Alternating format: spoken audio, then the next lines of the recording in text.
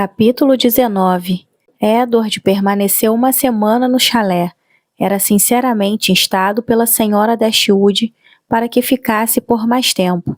Mas como estava disposto a mortificar-se, parecia decidido a partir, quando a satisfação de estar entre os amigos estivesse no auge.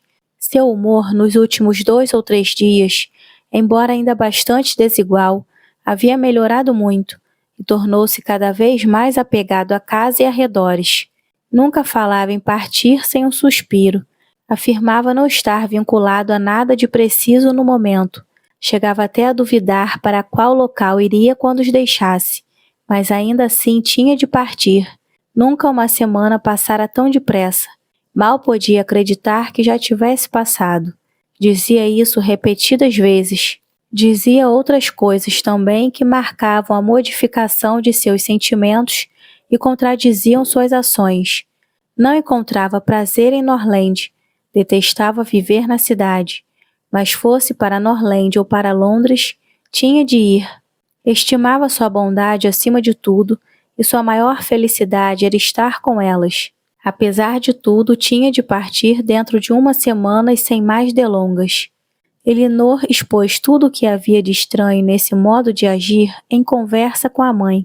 O que a deixava tranquila é que não conhecia absolutamente nada do caráter da mãe dele, o que representava ampla desculpa para todas as atitudes estranhas do filho.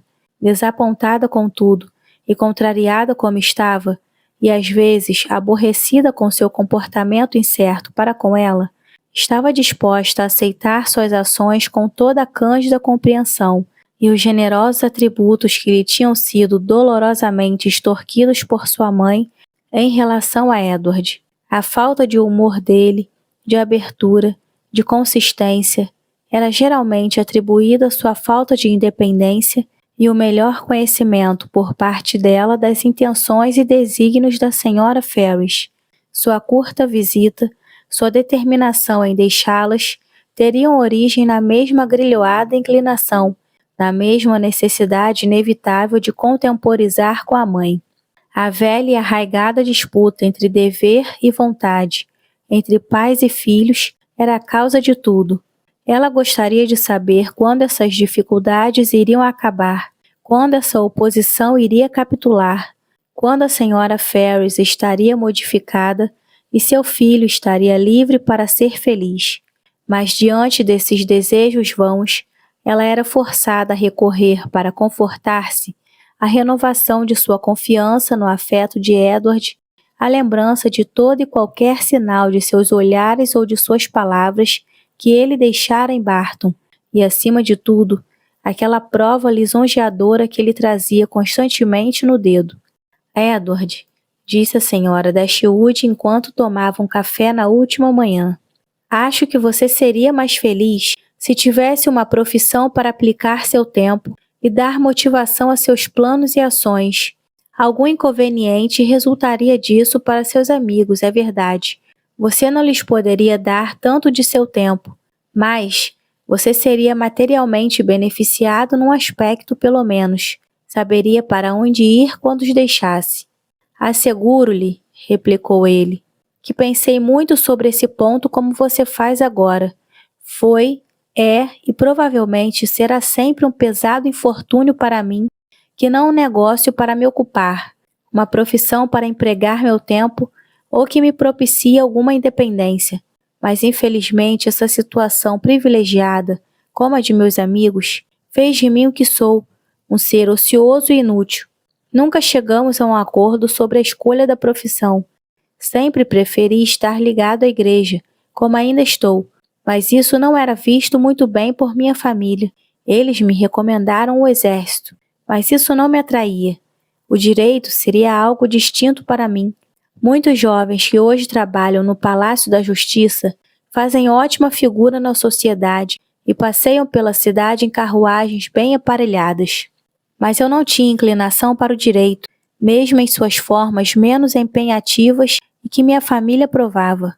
Quanto à Marinha, podia ser atraente, mas eu já estava passando da idade quando começamos a falar dela, e com o decorrer do tempo, como não tivesse necessidade alguma de ter uma profissão Uma vez que podia viver tranquilamente com o uniforme ou sem ele, a ociosidade se mostrou sob todas as formas como a coisa mais vantajosa e honrada, e em geral, um jovem de 18 anos não está seriamente inclinado e a resistir às solicitações de seus amigos para não fazer nada, e permaneci convenientemente ocioso desde então. A consequência disso, suponho, disse a senhora Dashwood, visto que o lazer não lhe trouxe felicidade, você haverá de educar seus filhos em tantas atividades, empregos e profissões como fizeram com você? Serão educados, disse ele com ar sério, para parecerem o mínimo possível comigo, em sentimentos, nas ações, na condição, em tudo. Vamos lá, calma! Isso tudo não passa de uma efusão de repentina falta de otimismo, Edward. Você está melancólico e imagina que todos os que são diferentes de você estão felizes. Lembre-se, porém, de que sua partida será muito sentida por todos os seus amigos, seja qual for sua educação ou condição. Conheça sua própria felicidade. Nada lhe falte a não ser paciência, ou pode dar-lhe outro nome fascinante, e chame-a esperança. Sua mãe vai lhe dar, no devido tempo, aquela independência por que tanto anseia. É seu dever, ela o fará. Brevemente, a felicidade dela consistirá em impedir que toda sua juventude se perca em descontentamentos, o que poucos meses não podem fazer. Edward replicou, acho que vão desfilar muitos meses sem que veja algo de bom para mim. Esse desalentado estado de espírito, embora não pudesse ser transmitido à senhora Dashwood, trouxe maior tristeza a todos na partida, que logo teve lugar, e deixou uma impressão desagradável especialmente nos sentimentos de Elinor, que precisou de algum trabalho e tempo para dissipá-la, mas como estava determinada a suplantá-la e a impedir-se de parecer estar sofrendo mais do que a família com a partida dele, não adotou o método tão judiciosamente empregado por Marianne em ocasiões semelhantes, ou seja, aumentar e fixar sua tristeza, buscando silêncio, a solidão e a ociosidade. Seus meios tão diferentes quanto seus objetivos, mas convinham igualmente para a consecução de ambos. Elinor sentou-se à mesa de desenho tão logo ele saiu de casa e ocupou-se com afinco o dia todo. Não procurou nem evitou pronunciar o nome dele. Mostrou-se interessar-se quase tanto como de costume pelos assuntos gerais da família, e se essa conduta não conseguia diminuir sua própria dor, pelo menos impedia que aumentasse desnecessariamente, o que poupava a mãe e as irmãs de ficarem muito preocupadas por sua causa. Tal comportamento, tão exatamente o oposto do seu, não parecia a Marianne mais meritório do que o seu parecera condenável a Elinor. A questão do autodomínio era posta de maneira bem simples por Marianne. Nas paixões fortes era impossível. Não podia negar que as afeições da irmã eram moderadas, embora corasse ao reconhecê-lo, e da força de suas próprias afeições dava uma prova muito marcante ao continuar amando e respeitando a irmã, apesar de sua mortificante convicção. Sem se afastar do convívio dos de sua família, ou deixar a casa para buscar a solidão no intuito de evitá-los, ou passar a noite inteira acordada para entregar-se à meditação, Elinor encontrava todos os dias momentos de lazer para pensar em Edward, e no procedimento dele em todas as possíveis variedades que podia produzir o diverso estado de espírito em diferentes ocasiões, com ternura, compaixão, aprovação, censura e dúvida. Houve não poucos momentos em que, se não pela ausência da mãe e das irmãs, pelo menos pela natureza de suas tarefas, a conversa era impossível entre elas, e todos os efeitos da solidão se produziam. Sua mente ficava inevitavelmente em liberdade. Seus pensamentos não podiam ater a outra coisa, e o passado e o futuro, num assunto tão interessante, ficavam à sua frente, forçavam sua atenção, enchiam sua memória, sua reflexão e sua fantasia. Certa manhã foi arrancada dessa espécie de devaneios enquanto estava sentada à mesa de desenho, logo depois da partida de Edward, pela chegada de visitas. Por acaso estava sozinha. Ao ouvir o pequeno portão ser fechado, à entrada do gramado em frente à casa. Dirigiu seu olhar para a janela e viu um belo grupo de pessoas que caminhava em direção à porta. Entre elas estavam Sir John, a senhora Middleton e a senhora Jennings, mas havia duas outras, um cavalheiro e uma senhora que não conhecia. Estava sentada junto à janela. Tão logo Sir John a percebeu. Deixou que o resto da comitiva batesse à porta e, caminhando sobre o gramado, obrigou-a a abrir a janela para lhe falar, embora o espaço entre a janela e a porta fosse tão diminuto que tornaria impossível qualquer conversa entre eles que os outros não ouvissem. «Olá», disse ele, «trouxemos alguns estranhos para cá. Que acha disso?» «Ei, eles vão ouvi-lo». «Não importa, são apenas os Palmer. Charlotte é muito bonita, posso lhe garantir. Pode vê-la se olhar nessa direção». Como Elinor estava certa de que haveria em poucos instantes, sem tomar essa liberdade, desculpou-se. «Onde está Marianne? Será que fugiu ao ver-nos chegar? Vejo que seu piano está aberto». «Não, ela deve estar passeando, creio». Agora a senhora Jenny se aproximou deles, e não teve paciência para esperar que abrissem a porta, passando a contar sua história. Chegou gritando para a janela. «Como está, minha querida? Como vai a senhora Dashwood? E onde estão suas irmãs? O quê? Está sozinha aí? Vai ficar contente com as visitas para conversar. Trouxe minha outra filha e o marido dela para vê-las. Pense só, chegaram tão de repente? Ontem à noite, enquanto estávamos tomando chá, ouvi uma carruagem, mas nunca podia passar pela minha cabeça que fossem eles. Nada mais imaginei, a não ser que fosse o coronel Brandon voltando. Então eu disse para Sir John, creio está ouvindo uma carruagem. Talvez seja o coronel Brandon voltando para cá. Elinor foi obrigada a interrompê-la no meio de sua história para receber o resto do grupo. A senhora Middleton apresentou os dois desconhecidos. A senhora Dashwood e Margaret desceram as escadas ao mesmo tempo, e todos se sentaram e ficaram olhando uns para os outros, enquanto a senhora Jennings continuava sua história ao entrar pelo corredor que conduzia à sala, acompanhada de Sir John. A senhora Palmer era uns anos mais nova que a senhora Middleton, e totalmente diferente sob todos os aspectos. Baixa e robusta, tinha um rosto muito bonito, e a melhor expressão de bom humor que poderia haver. Seus modos não eram de maneira alguma tão elegantes quanto os da irmã, mas muito mais cativantes. Entrou com um sorriso, sorriu durante todo o tempo da visita, exceto quando dava risada, e sorriu quando foi embora. Seu marido era um jovem muito sério de 25 ou 26 anos, com um ar mais refinado e sisudo que o da esposa, mas com menos disposição de agradar ou ser agradado. Entrou na sala com um olhar de altivez, inclinou-se levemente para as senhoras sem dizer uma palavra, e depois de examiná-las rapidamente, bem como os cômodos da casa, apanhou da mesa um jornal e ficou lendo durante todo o tempo da visita. A senhora Palmer, pelo contrário, que era fortemente dotada pela natureza com o modo de ser sempre educado e alegre, quase nunca ficou sentada, antes que se esgotasse toda a sua admiração pela sala e por tudo o que havia nela.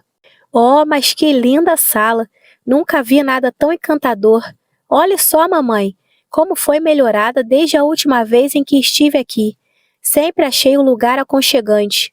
Agora, voltando-se para a senhora Dashwood, disse, «A senhora soube torná-la tão encantadora. Veja só, minha irmã, como tudo aqui é agradável.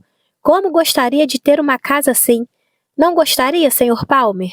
O Sr. Palmer não respondeu e nem se dignou a tirar os olhos do jornal. «O Sr. Palmer não me ouve», disse ela rindo. «Nunca me ouve às vezes. É tão engraçado.» Essa era uma coisa nova para a senhora Dashwood. Nunca estivera acostumada a achar graça na falta de atenção para quem quer que fosse, e não pôde deixar de olhar com surpresa para ambos. Nesse meio tempo, a senhora Jennings falava tão alto quanto podia, e continuava a contar sobre a surpresa de todos na noite anterior ao verem seus amigos, só parando depois de contar tudo. A senhora Palmer riu com prazer ao lembrar do espanto deles, e todos concordaram 2 ou 3 vezes que tinha sido uma agradável surpresa. Podem imaginar como todos ficamos alegres ao vê-los, acrescentou a senhora Jennings, inclinando-se para a frente em direção a Elinor e falando em voz baixa como se não quisesse ser ouvida por mais ninguém, embora elas estivessem sentadas em diferentes lados da sala.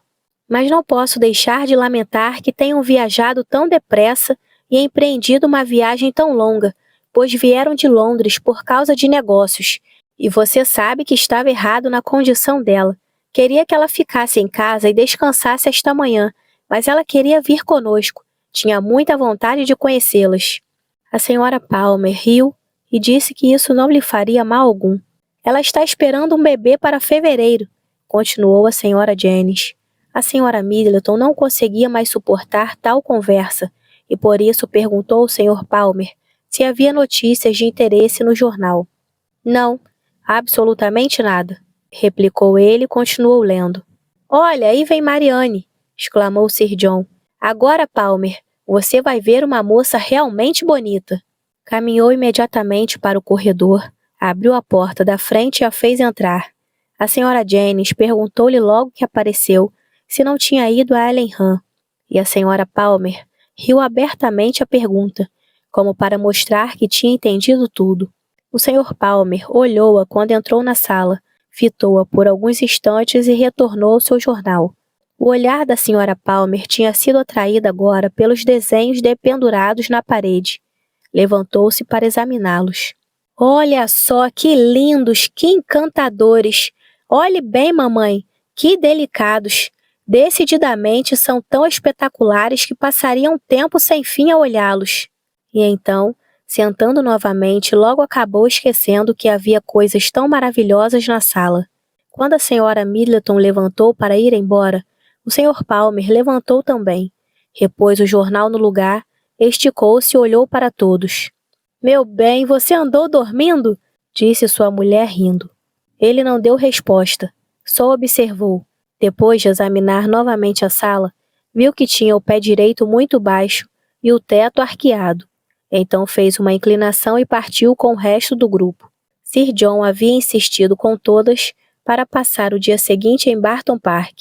A senhora Dashwood, que não admitia jantar com eles mais vezes do que eles viessem jantar no chalé, recusou-se de modo categórico a ir. As filhas podiam se quisessem, mas elas não tinham a menor curiosidade em ver como o senhor e a senhora Palmer se portavam à mesa, e não esperavam deles qualquer outra forma de descontração. Por isso, tentaram desculpar-se. O tempo estava incerto e não prometia melhorar. Mas Sir John não se conformava. Mandaria a carruagem a elas e tinham que ir. A senhora Middleton também, embora não insistisse como a mãe, as pressionou a aceitar o convite. A senhora Jennings e a senhora Palmer reforçaram o pedido. Todos pareciam igualmente ansiosos em evitar uma reunião de família, mas os jovens tiveram de render-se. Por que nos convidam? Disse Marianne logo que eles foram embora. O aluguel desse chalé é considerado baixo, mas vamos pagar um preço salgado se tivermos de jantar em Barton Park sempre que houver visitas na casa deles ou na nossa. Querem simplesmente mostrar-se educados e bondosos conosco, disse Elinor, com esses convites frequentes do que com aqueles que recebemos deles algumas semanas atrás. Não é que eles mudaram, se suas reuniões se tornaram tediosas e maçantes. Devemos buscar essa mudança em outra parte.